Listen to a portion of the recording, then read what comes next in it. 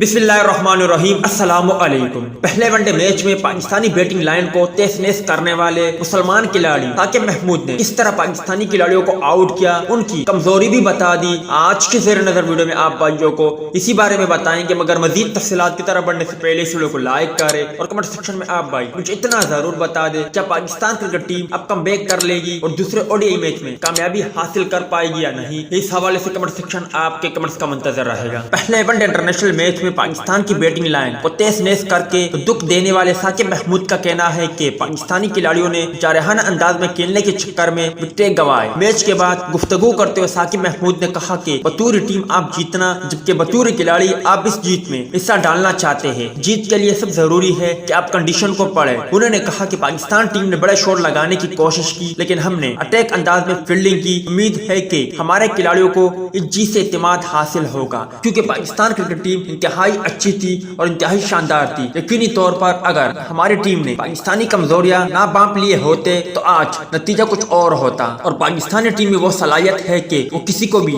Tough time दे सकती है और किसी भी टीम को आसानी हरा सकती है। ख्याल रहे कि पाकिस्तान के खिलाफ मैच में साकिब महमूद ने इमामुल हक और बाबर आजम को सिपर पर आउट करने समेत मजबूरी तौर पर 4 विकेट लिए। उन्हें शानदार बॉलिंग के बायस मैच का बेहतरीन खिलाड़ी करार दिया गया है।